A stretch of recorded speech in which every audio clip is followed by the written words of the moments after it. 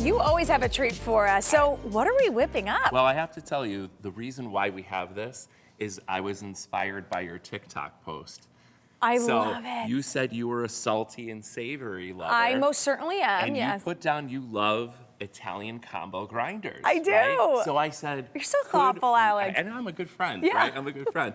So I said, can we make it a nacho? This is the nacho challenge now. Let's get into which it. I feel good about. So, okay. Oh my gosh. We got these delicious grinders from Maple Giant Grinder Looks in Hartford. fantastic. Thank you guys.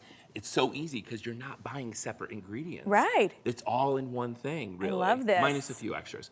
So we have separated, as you can see, the meats, Mm-hmm. and we've also started cutting the bread. Right. So what I'm gonna have you do Okay. with a knife, here we Uh-oh. go, just kind of cut those and Yeah. make these the triangles, and we're gonna put that I on there. think I can handle this. Okay, Be I'm careful. gonna do this. Now, while you're doing this, I'm gonna cut just some of the deli meat just to show, like, basically we're just kind of dicing all of these, so you're getting a really fun chopped version that we're gonna put onto the actual, we're essentially with these, we're gonna make garlic bread croutons. Oh my in a way goodness. And that's for like this. our nacho, essentially. Yeah, exactly. So we You have are the king of the nacho, Hey, as we listen, know. I like to think anything is possible with nachos. I love and it. we could make something into a nacho, right? Why not?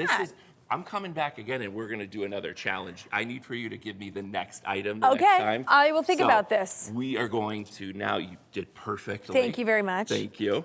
We're going to put those on there. Now, you could put chips as well, but I'd say this is such great bread. Yeah. We could skip the chips altogether. And We stick don't with the need bread. them. Yep. Why don't you spray those? A little avocado A little oil spray. avocado oil, because that's going to crisp it up. All right. And then how about put a little bit of garlic powder. Nice. And then we're gonna put a little bit of Italian seasoning. I'm gonna walk Delish. behind you because what I'm gonna do is put some Italian blend cheese on this Oh, now. yum. So this does essentially become like a garlic bread base. This is a very zesty base, and I'm right? loving it. Do you feel like this is like a nice Valentine's This Day is treat here? right up my alley. I say skip the flowers, make them nachos. Yeah, you I don't know? want the chocolates. Give me all the Yeah, savory this is it. Italian combo know. nachos. I was really, truly inspired by your video. Well, So Alex, now- you said you had a name for these nachos. Okay, so get this. This could end up in the next cookbook. Natashos. The Natashos. Natashos. You heard it here first, okay. folks. Book 2. I Natashos. love it. So then we're going to, I'm going to hand these to you. Just kind of, Yep. just the chopped meat's going to go on top. Just kinda sprinkle and What I evenly, would do, yeah. I think what's super fun, I'm going to come with this way, is like kind of go for it. So you're almost doing this like a bruschetta in a way. So Oh, we're- I see, okay. We're kind of like making these loaded. Yeah, so each piece Italian sub really nachos, has a, right? yeah. Like I feel like that's fun. Now I'm gonna go grab the next thing. And now you mentioned, should we be crisping these up We first? would absolutely do Yeah. that for TV purposes. This is what they should look like when they came out of the oven before we put the toppings down. Perfect, So yeah. this would have been for about 10 minutes at 350 Okay, nice and quick, degrees. yep. And so we would also throw just a little bit of these cheese slices on top. Yum. Now, of course, we're gonna make this a little more loaded, but Why I not? wanna show you, we're gonna do the old switcheroo for TV purposes. Oh yeah, we'll okay? see what they're supposed to look Because like. now, here is the grand unveil. Oh, they're gorgeous. Look at these. These, I mean, they're honestly just a super fun Oh, it base smells of a so nacho. I did good. put a little chips at the bottom, but next up we are gonna add Oh, there's more. some shredded lettuce. Yep. So do you want, you can just Sure. sprinkle a little bit on top. Yep. I'm also gonna grab Oh my on this goodness, side, this we're is gonna so put some of the good. chopped tomato. Again, all of these ingredients were in the grinder. combo. Right? Do you say grinder or sub or? So I am originally from Long Island. We do not say grinder there. Okay, I what do you call say? it Hero? a hero. Okay, Yes. so they could be either Italian hero nachos or actually I should say Italian hero natachos. Natashos, Oh don't forget. Because you are a hero after all as well. So then we're also going to splash, you know, we have the option as well, I'll trade you. Love If you'd like to those. put some banana, You know I'm a fan of these. I watched it. I also got your favorite red hot sauce Oh my gosh. and a little bit of a red wine drizzle. You are so thoughtful, Hey, Alex. listen, I'm a good friend. This is aren't I? right up Like, my alley. This is what good friends You do. might have to chase me down. I'm gonna run out the door with this whole plate. Yeah, I feel like I made this for you, so you can absolutely eat that. This is a So we've Natasha got this, special. like, you know, like nice little drizzle. So delicious. Now, before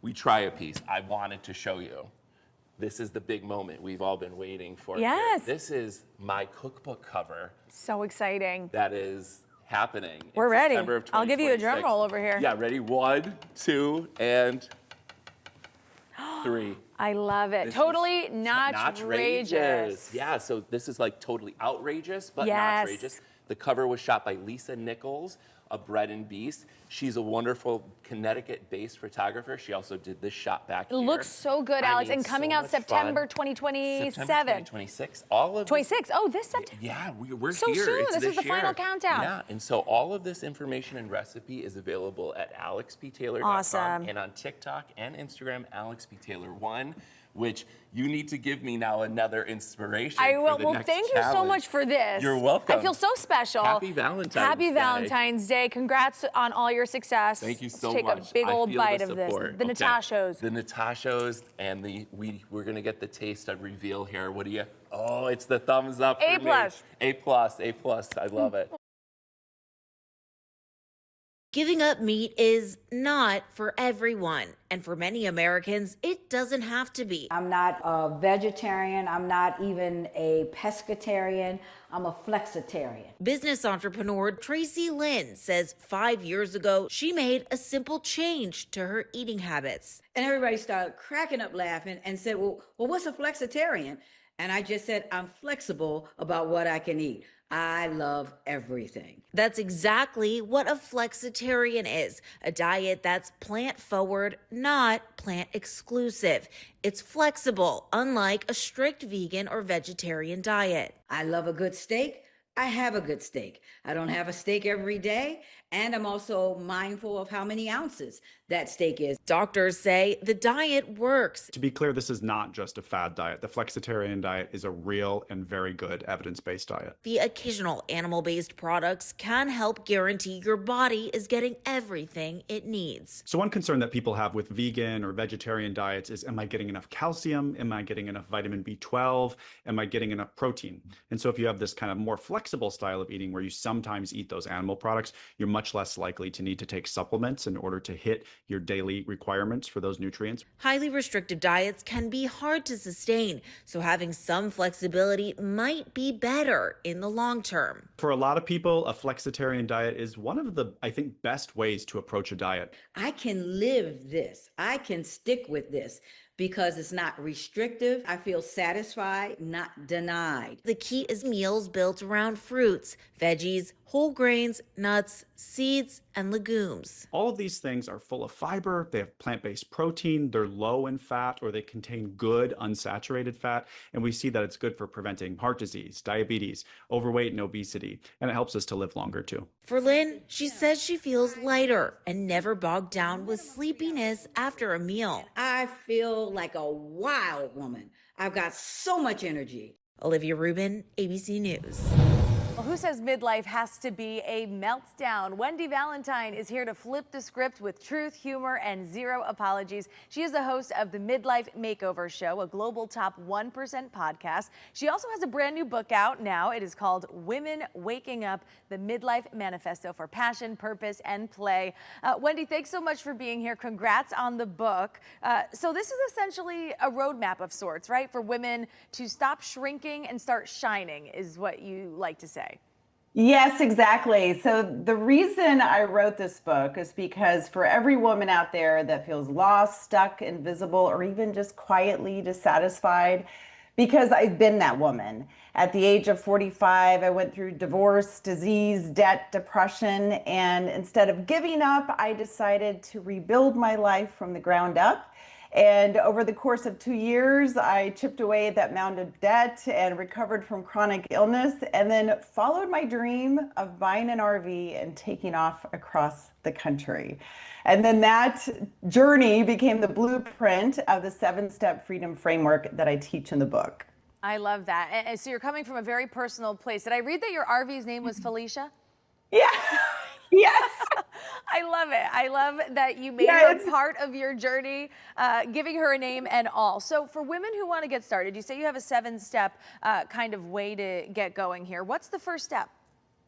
Step one is to free yourself of limiting beliefs and self-sabotage. I would have to say that's probably the most important step of them all. It's the foundation, I think, of creating a new life for yourself because we all have limiting beliefs, right? And they obviously limit us. And the best way to overcome those limiting beliefs is actually to get quiet enough to hear that chatter in your head of exactly how you're speaking to yourself, how you're speaking about your life. And just kind of like the news, right? We have a thread that's going across the screen, and you have to pay attention to those thoughts. And is that good news? Is that bad news? And if you see that you've got bad thoughts, negative thoughts coming across the screen in your mind, stop that and then just replace it with positive, empowering thoughts. Yes, it's challenging, but after so much practice, it does actually produce some really good results in your life. Yeah, words are so powerful. You're correct. And the way we speak to ourselves, certainly important. Now, in your book, also, you say burnout, a lot of women you hear describing. But you say it's not so much that they're doing too much, it's about they're doing too little of what lights them up, correct? Yeah, exactly. I feel like, especially at midlife, it's not that we need more hours in our day, we just need more intention, right? Like it's how we're spending our days. And we can all get up maybe a few minutes early, do some journaling, do some meditation, go for a walk. That is self-care, right? We hear that thrown around a lot, self-love and self-care. It really is just taking that time for yourself, getting quiet, spending some time to just enjoy life instead of like just constantly running on autopilot. Yeah, and as someone who's been through a lot of the challenges that women in midlife can face, have faced, loss, trauma, debt, health challenges, you know exactly what these women are dealing with. Yeah. What, really inspired you to write this book, to really dive into the whole self-care space? Because you learned so much along your journey. I did. And I tell you what, it's like if you're anything like me, you checked all the boxes, right? In your 20s and 30s, the kids, career, marriage, house in the burbs, and although very, very fulfilling, still, when you get in your 40s and 50s, there's going to be changes in your life, whether you like it or not. Our parents are aging, our relationships are changing, our bodies are changing and aging. Hello, menopause. So it's the key is to have that awareness and just the acceptance of like, okay, life is changing and let me evolve with it instead of trying to fight against it. Absolutely. So when women hopefully grab your book, read your book, what mindset should they have going into it in order to get the most out of it? Well, I always say like you can lead a horse to water, right? But you can't make them drink. And it's like I can lead you to the book and you can read the entire book, but unless you apply the tools and techniques in the book, nothing's going to change. Hopefully, you apply the tools and techniques, and definitely, I'm living proof. I was the guinea pig for all of us out there. It actually does work. So if you go through the book, apply everything, your life will change. I love it. Active reading. Taking Yes, it in, yes. and then going out into the world and doing it. I love that. So your book is out now. Very exciting. Tell us where we can get it. Also tell us where we can listen to your podcast. Yeah, thank you so much. Wherever books are sold, and the audiobook is out too. There are some bonuses at womenwakingup.com, which are amazing, like over $500 worth of bonuses. And the podcast, wherever you listen to podcasts, you can also go to themidlifemakeovershow.com. And we talk about anything and everything midlife. It's fun. I love it. Wendy Valentine, thanks so much for coming here on CT Buzz. Your story is inspiring to me. I'm sure it will be to our viewers as well. Thank you. Well, the Winter Olympics are in full swing, and one athlete is proving you really can do it all. One moment, she's hurling down an ice track at 80 miles per hour, representing Team USA. The next, she is in the lab as a 6-year MD PhD student at Yale. From walking on to a Division I track team to competing internationally in bobsled, she is redefining what it means to be an elite athlete. Joining us right now, Andon Fosam, a Team USA bobsled athlete, and MD, PhD student at Yale School of Medicine. She's going to share how community confidence and courage empower her on her journey. So happy to have you here. Thank you so You have much. so much going on. Are you exhausted? Just a little bit, but somehow we keep going. You are amazing. So we were just looking at some footage of you. Yes. So you're our neighbor over at Yale. We'll get to more of that and your studies in a minute, but tell us about your involvement with Team USA, bobsled, how that all came to be. Yeah, I have been a lifelong athlete. Started out just being a shy kid and wanting to find community, but kind of turned into, oh, I really love moving my body. And like you mentioned, I was a Division I athlete, and I had graduated in 2018, and between then and now had not really done much competition, and got that competitive itch that a lot of athletes at some point feel in their lives, and decided, hey, why don't I just try out for bobsled? They were hosting a public combine, and I just wanted to test how athletic I was. I thought it was an opportunity to just have some fun. Just casual. Yeah, you know, I just love it.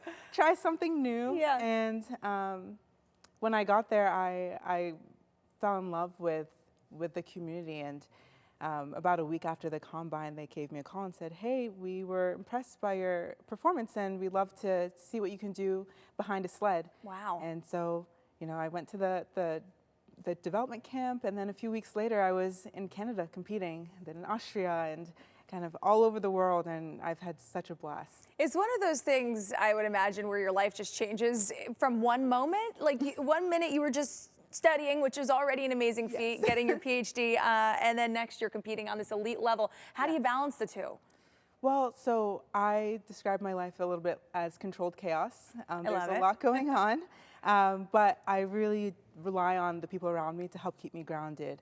So whether that's keeping me on track with my routines, or help supporting me in ways that reduce some mental load or some physical load off my day-to-day. I'm really blessed and really lucky to have that type of community around me. And what I love is that what you're studying at Yale actually ties in really well to exercise and being an athlete. Tell us more about what you're studying. Definitely. So the lab, I work in Dr. Rachel Perry's lab, and in our lab we study translational metabolism. So how does our body work to regulate our day-to-day processes, and how does it respond when things go wrong? So my thesis work specifically is trying to understand in the muscle when we get injured, or when the muscle shrinks because it's not used very much, or there's some sort of dysregulated process. How does the muscle respond to that, and how can we use resistance exercise to improve that type of muscle function, or improve the muscle function or muscle performance? Wow, so really no matter who you are, you can benefit from exercise, and clearly you're never too busy because you made it work. And with the Winter Olympics going on right now, you must have a newfound appreciation for these athletes, now being one of them. I mean, what does it take mentally and physically to compete on this level? Oh, absolutely. I think that my new teammates and newfound friends are the strongest men and women in the world. You know, the trust in one's ability, the confidence to compete. A lot of my teammates are parents. They have other responsibilities outside of the sport, where they have to perform at high levels in all these different facets, and be able to see that firsthand as a teammate, and also to learn and train alongside them has been the greatest gift that, that I could have experienced.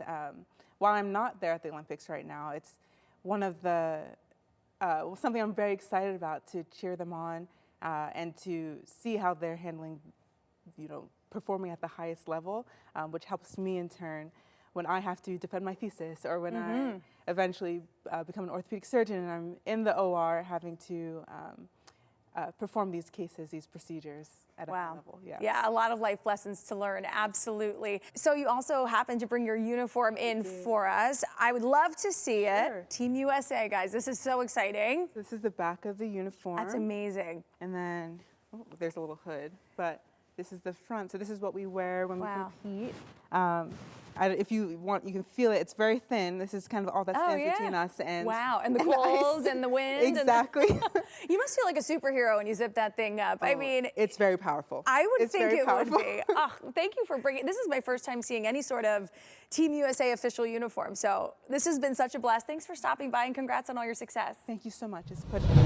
Ice hockey is a winter tradition here in Connecticut. One local team at Albertus Magnus College is having great success this season, made all the more special by the college's centennial celebrations.